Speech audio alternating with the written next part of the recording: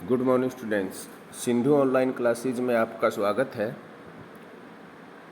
आज का अपना टॉपिक है evaluation, meaning of evaluation, characteristics of evaluation, need and importance of evaluation.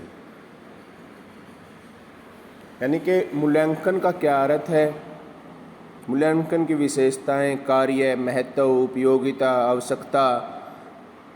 Examiner कुछ भी पूछ सकता है, तो आप अकॉर्डिंग टू क्वेश्चन उसका आंसर देंगे। 3 मिले जुले शब्द हैं, आकलन, मापन और मूल्यांकन। आकलन होता है कि एक अंदाजा लगाना, मापन होता है मेजरमेंट की एक मापना, और मूल्यांकन होता है इवैल्यूएशन की इस जो हमने मापा है, जिसकी मेजरमेंट की है, उसको मूल्य दे देना। मूल्य जमा अंकन, मूल्यांकन यानी कि किसी चीज़ की एक वैल्यू दे देना। मूल्यांकन एक व्यापक शब्द है, CCE सुना होगा आपने, कंटिन्यू कॉम्प्रिहेंसिव इवैल्यूएशन, यानी कि सतत व्यापक मूल्यांकन।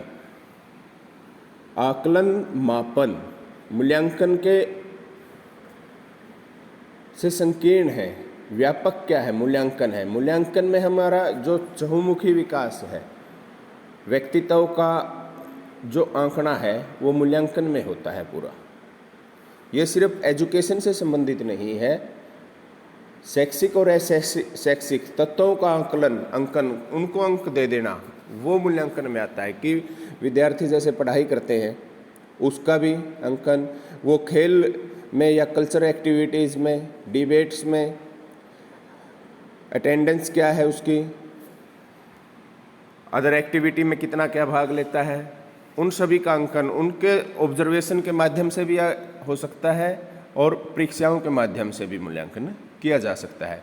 कि विद्यार्थी का जो शारीरिक, मानसिक, बौद्धिक, हस्तकला संबंधी, आर्ट एंड क्राफ्ट संबंधी, म्यूजिक संबंधी जो भी वो एक्टिविटी में, जिस भी एक्टिविटी में पार्टिसिपेट्स करता है, उन सबको आंकने का काम मूल्यांकन करता है। मूल्यांकन वो है कि जिससे कि विद्यार्थी का संपूर्ण डाटा इकट्ठा किया जाता है। मूल्यांकन की विशेषताएं क्या हैं? कि कैरेक्टरिस्टिक्स ऑफ इवैल्यूएशन, इसकी मुख्य विशेषताएं हैं कि ये निरंतर लगातार चलने वाली प्रक्रिया है, कंटिन्यूटी है इसके अंदर।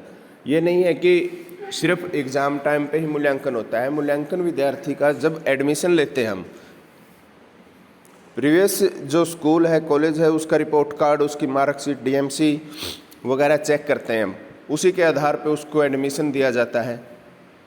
रिपोर्ट कार्ड में उसके हर एक कॉलम तैयार होता है कि किस सब्जेक्ट में, किस क्लास के किस सब्जेक्ट में कितने क्या इसके मार्क्स हैं, क्या ग्रेड है, अदर एक्टिविटी में इसके क्या मार्क्स हैं, इसका हाइट, जो एडमिशन टाइम इसकी हाइट वेट क्या है बच्चे की, और एडमिशन ये क्लास कंप्लीट होने पे इसके हाइट वेट में कितनी बढ़ोतरी हुई है।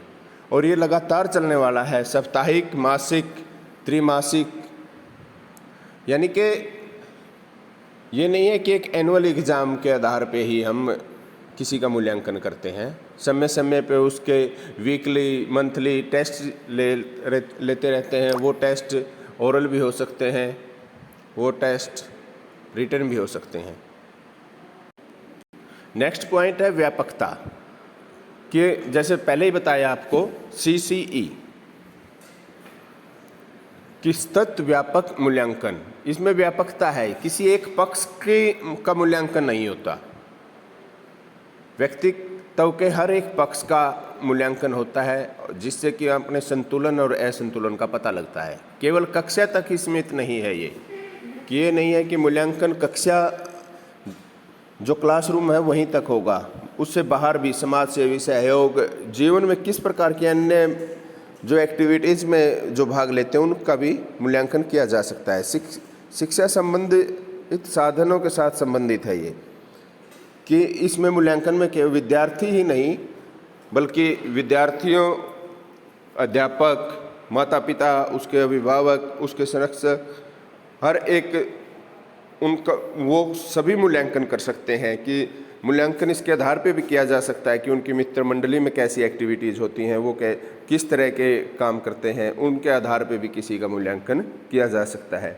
शिक्षा प्रक्रिया में सुधार लाने हेतु मूल्यांकन, इसकी एक ये विशेषता भी है कि इसके आधार पे हम इम्प्रूवमेंट ऑफ एजुकेशन प्रोसेस के जो अध्यापक के द्वारा जो टेक्निक्स अपनाई जाती हैं, टीचिंग मेथड अपनाए जाते हैं पढ़ाने हेतु, उसमें चेंज लाना है।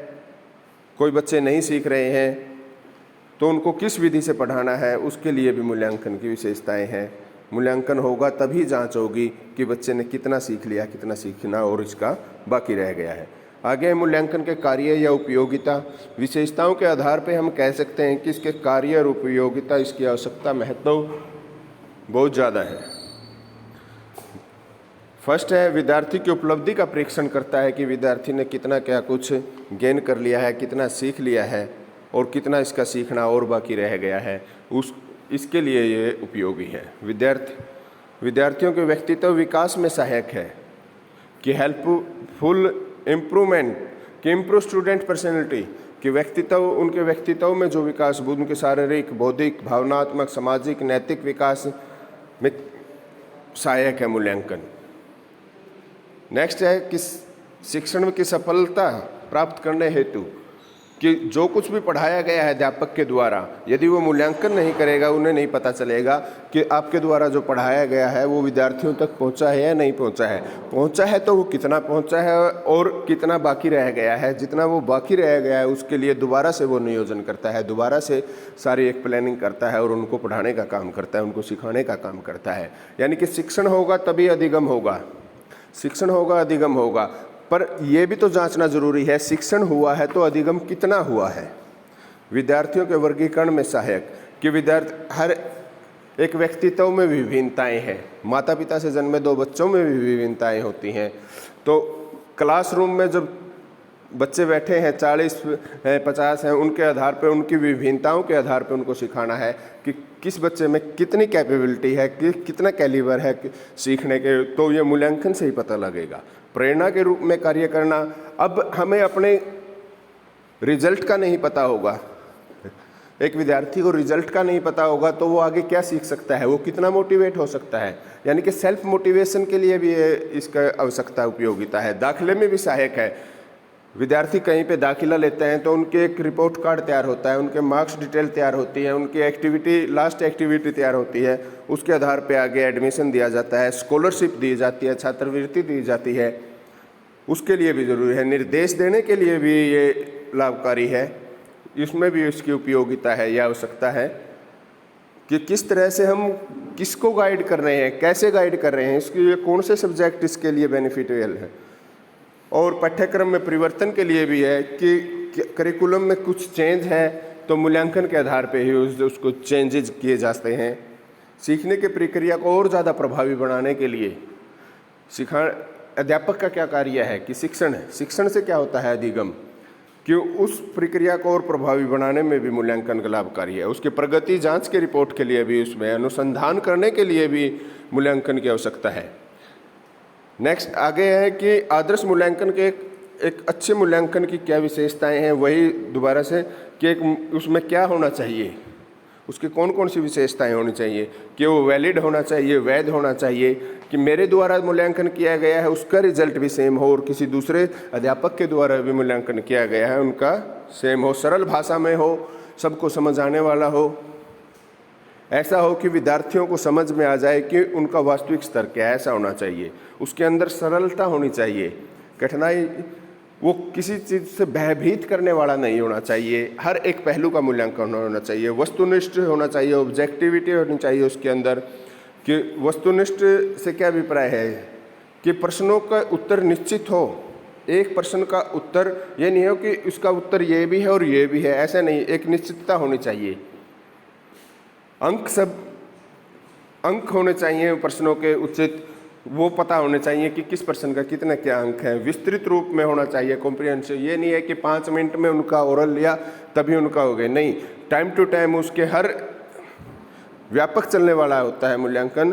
तो उसके वीकली, मंथली हाफली, एनुअली, हर तरह से उनके एग्जामिनेशन होना चाहिए और उनका पता होना चाहिए। विश्वसनीयता उनके अंदर होनी चाहिए, रियबिलिटी होनी चाहिए कि उत्तम मूल्यांकन की यही विशेषता है कि उसका अभिप्राय है कि मूल्यांकन चाहे कोई भी करे, किसी समय भी करे, उसका परिणाम सदा एक ही निकले। ये नहीं है कि उसके परिणामों में चेंजेस आते रहें। उसके अंदर व्यवहारिकता होनी चाहिए, निर्माण में आसानी, प्रयोग करने में भी आसानी और अंक लगाने और परिणाम निकालने में भी आसानी होनी चाहिए। और निदानात्मक होना चाहिए। निदानात्मक यानी कि उपचारात्मक, कि कहीं पे जो भी समस्या है उन समस्या का समाधान करने वाला मूल्यांकन होना चाहिए। मुख्य रूप से इनकी ये विशेषताएं थी, आवश्यकता थी मूल्यांकन की, जिसके आधार पे हम कह सकते हैं कि इस बच्चे का क्या परिणाम है, ताकि उसको आगे और ज़्यादा मोटिवेट किया जा सके, उसके भविष्य की कामना की जा सके, उसके प्रेजेंट को देख के उसके फ्यूचर के बारे में जो बताया जा सके। मूल्यांकन वही है। आपको आज का टॉपिक कैसा लगा, इसके लिए आप कमेंट्स कर सकते हैं, वीडियो को लाइक कर सकते हैं।